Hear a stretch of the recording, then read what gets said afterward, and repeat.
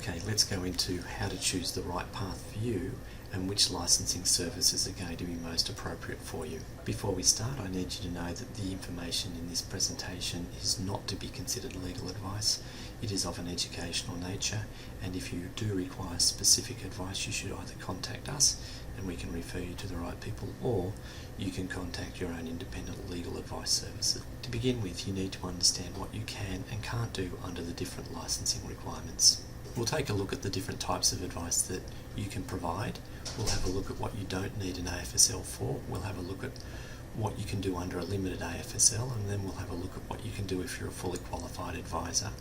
What you'll identify in this table is that there will be a pattern that becomes very clear to you as we go through this, and it will give you a clear understanding of where you ultimately want to be in terms of the advice that you provide, and this will assist you in making the decision about which type of license you set up. Let's start with the hot topic, self-managed superannuation funds.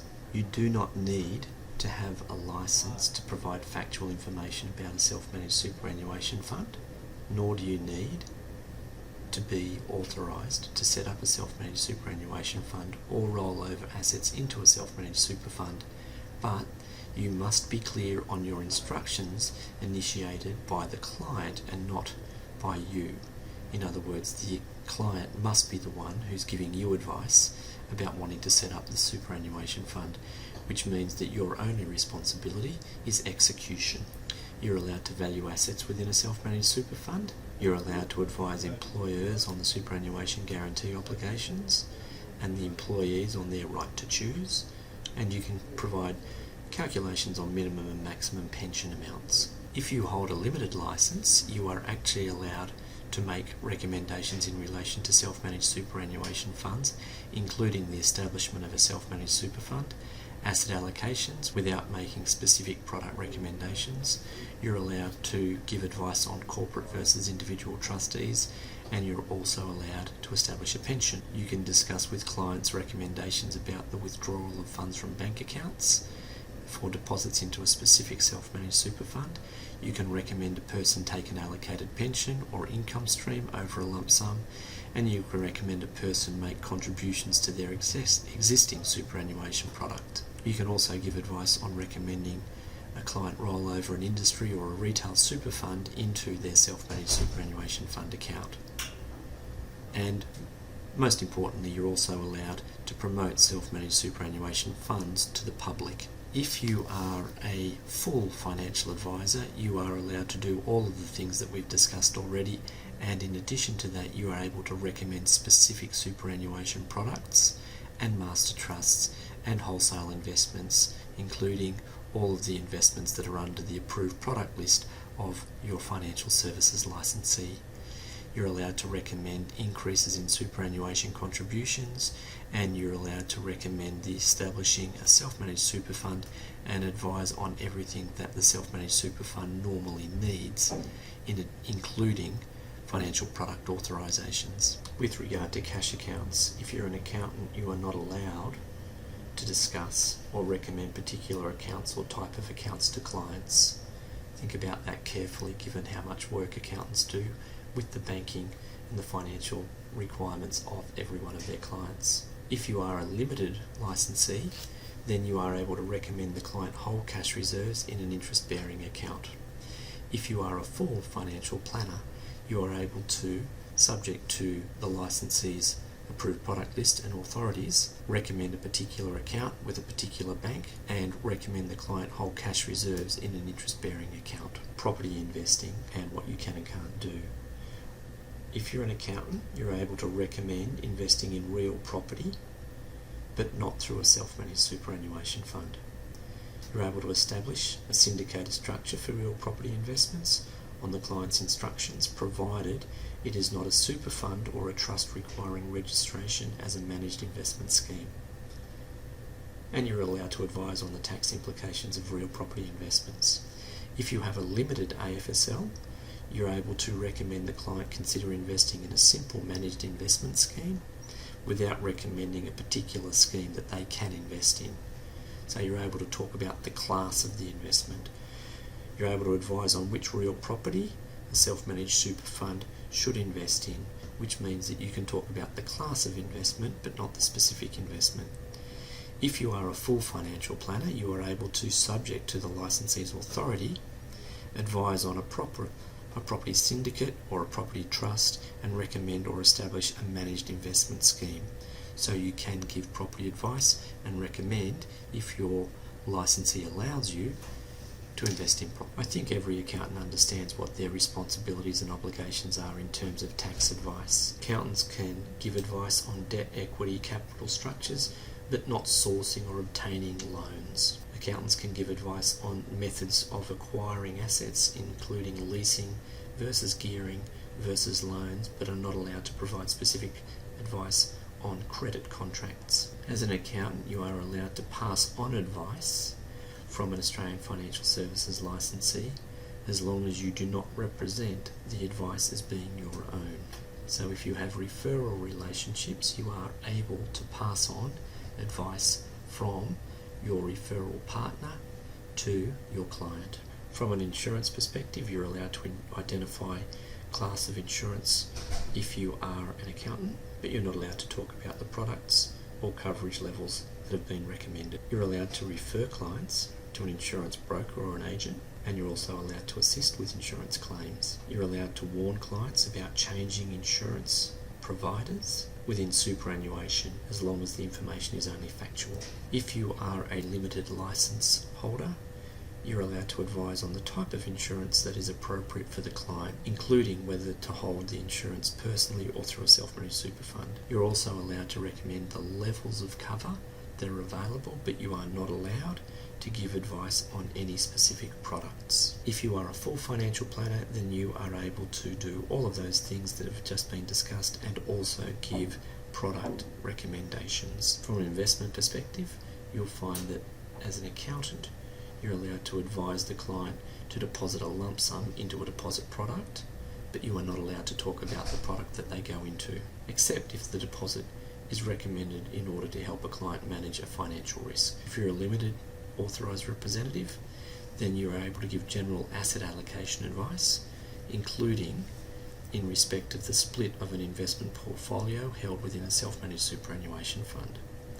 You're able to give advice on suitable basic deposit products, and you're able to advise on the types of shares a client should hold, for example blue chip shares, but you are not allowed to recommend a particular security, which means that you're able to give class of product advice, but you are not allowed to give product advice specific. If you're a full financial planner, then you have, subject to the licensee's authority, the ability to give advice on securities, derivatives, bonds, fixed interest, foreign exchange contracts, managed investments, platforms, wraps, over-the-counter and derivatives, and all other types of financial products that are firstly licensed through your licensee, and secondly that you have qualification and knowledge in. Importantly for accountants, you'll find that second opinions on financial advice and oversight services are only allowed to be delivered comprehensively if you are a full financial planner. Licensing options: you can get your own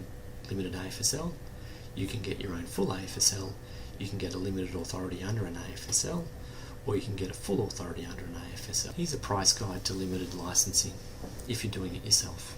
Financial costs we estimate to be around about $30,000 per annum. Let's start with education.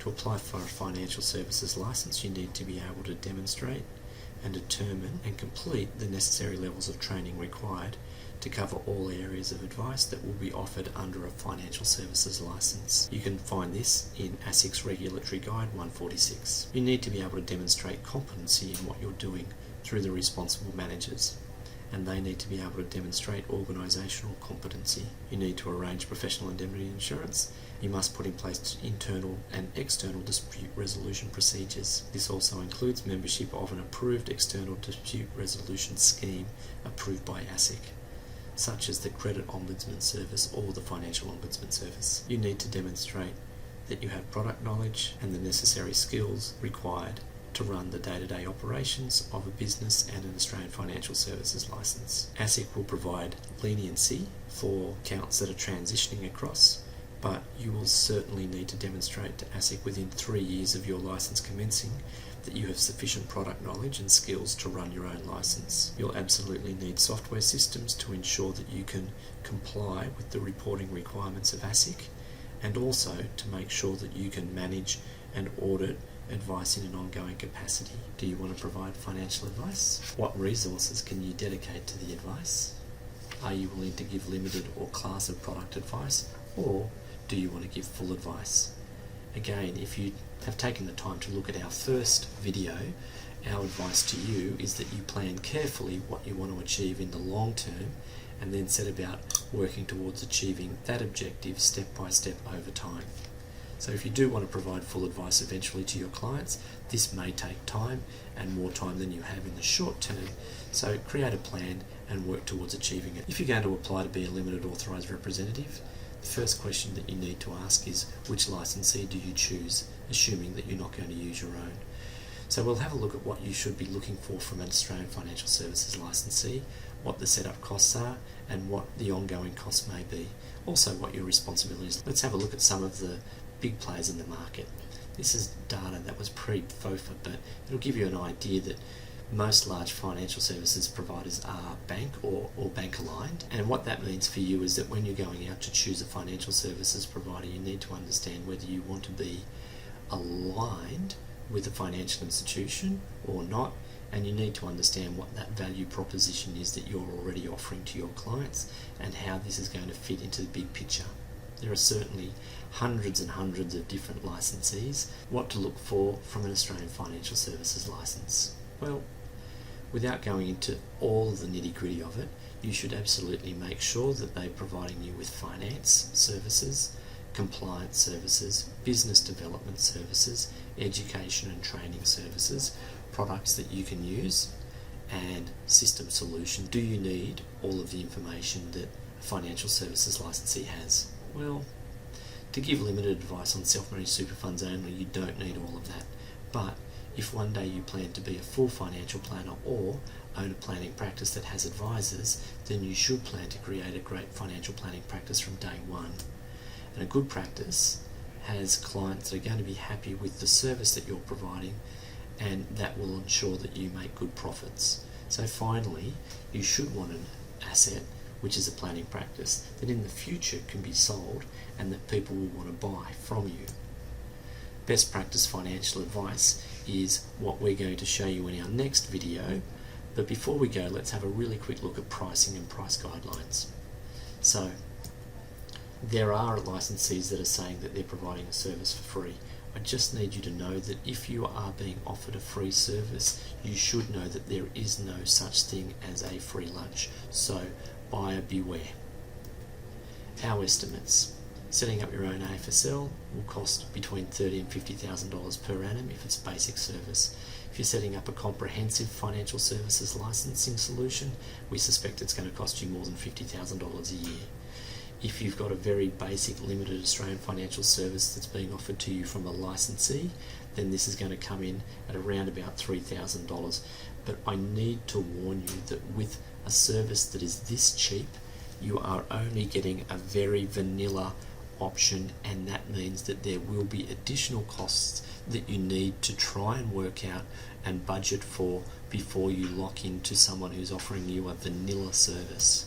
If you're going with a limited license and you want a comprehensive service, we've found that the most competitive players are coming in at around about the $7,700 mark. So go out in the market, have a look, ask for assistance, and try and find people that are going to deliver you good quality services at a reasonable price. If you're looking for full financial services licensing, we think that the basic services are being offered at around about the $10,000 mark. And again, if you're looking for full financial services licensing, the most comprehensive and competitively priced products appear to be coming in at around about the $18,000 per annum mark. So that's a guide to pricing. If you would like assistance in what you should do, you're very welcome to call us or email us at accountantsexemption@rfegroup.com.au, and we'll see if we can point you in the right direction. I hope this has been of value to you. Have a great day.